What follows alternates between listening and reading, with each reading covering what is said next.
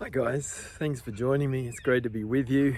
Just thought I'd share a few thoughts with you today that were prompted by a weekend visit we had from some dear friends of ours. And Craig and Connie came and stayed with us over the long weekend, which was fantastic. And we've been friends for over 40 years, 46 years now. And it's just been an enduring friendship.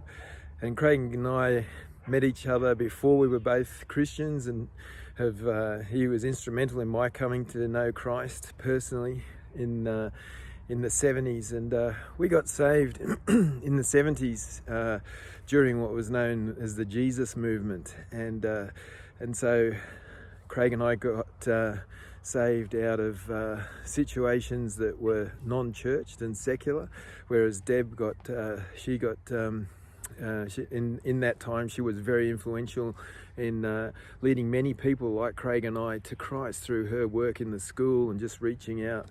But we were thinking about and talking about over the weekend just the power and the value of longevity in the things of God. But we talked about there was two crucial elements that contributed to our getting saved, and that was one of them was friendship evangelism, and the other one was earning the right to be heard. And as I think about the times that we're in now, and the disruption that has come to church life and to the church world and society at large, there would never be more true maxims than earning the right to be heard and friendship evangelism when it comes to sharing the gospel and influencing others for the things of God. And so I wanted to encourage you today to think about those two things, the fact that we need to earn the right to be heard. We don't just stand on a soapbox and impose our perspectives on people, but we actually take the opportunity to earn the right to be heard by building relationship, caring and investing in people, seeing the intrinsic worth in them, and that they are valuable to God and to us, and it's worth sharing the greatest message of all with them. So and that comes about through friendship evangelism. And so I want to encourage you guys with that today. And as we think about this disruption that we're in, maybe church will not go back to what it ever was or what we've known it in the past, and that becomes all the more important to own the responsibility of sharing our story, telling other people, communicating the truths of the gospel to those that God has entrusted to us. And so what better time than this time of disruption that we find ourselves in to actually apply those truths.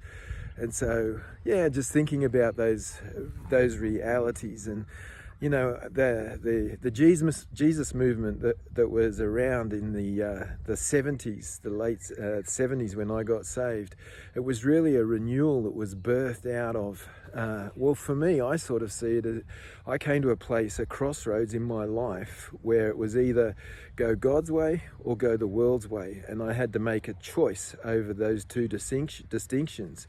But I think that oftentimes in this current world that we find ourselves in, we've absorbed a secularism that means that distinction is less clear and to make, but because we've absorbed so much of what society talks as or calls as progressive, and that progress is leaving God out of the equation and leaving God behind. But I think even more so now that we need a renewal in the things of God, and a renewal in our perspectives, and an awakening to the realization that there's a secularization of our society that means that the distinction between God and not going God's way is even more important to make.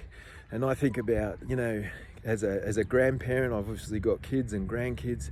I think that to disciple our loved ones, the next generations coming up, praying for them, covering them in prayer, contending for them, all becomes part of the incredible responsibility that we have in this day and age to go God's way. And one of the influencing books that I've been reading recently, and I referred to it in the message last weekend, is a book called Reappearing Church by Mark Sayers.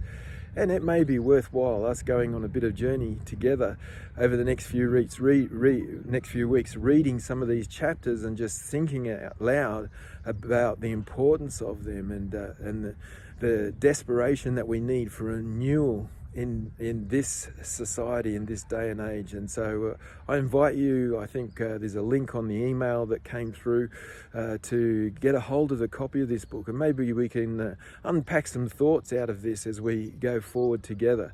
And obviously it just is one perspective on the way that we're thinking and moving, but maybe it might help us have a good conversation around it. So thanks for listening. I look forward to reading through this book together and getting a fresh sense of God as we move forward. And may you continue to earn the right to be heard with those around you that are important to you, and apply that concept of friendship evangelism wherever you go.